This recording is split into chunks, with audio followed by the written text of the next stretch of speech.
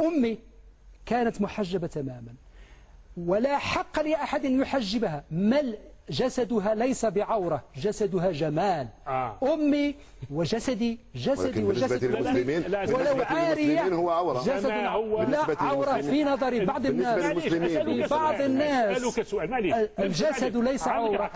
والمرأة التي ليست جميلة جمال يا أخ. المرأة التي ليست جميلة. إن الله جميل ويحب الجمال، وجمالنا خلقنا عراة، خلقنا عراة.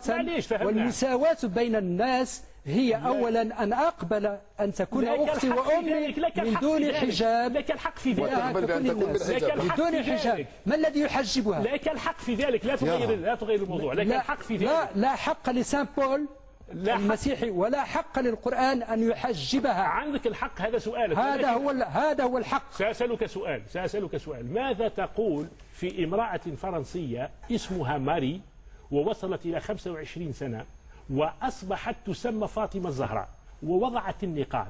لا تقل بأننا حجبناها أو بأننا فرضنا حجبها الإسلام.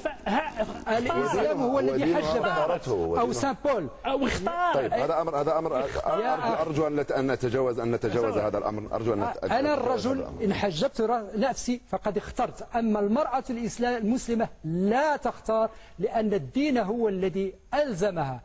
الخيار شيء آخر. أنا الرجل إن اخترت أن أحجب نفسي فأنا أختار.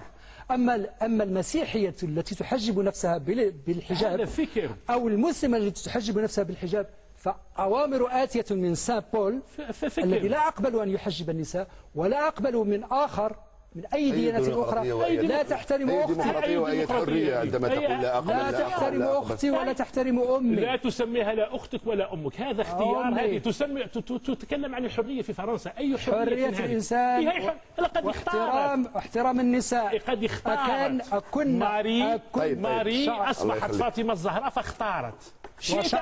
وشعرها ليس بعورة، ومن حجبها. طيب أنت تفتي، من قال لك ليس بعورة؟ أنت تفتي الآن يعني. نعم، أنا كإنسان أحترم الإنسان كإنسان.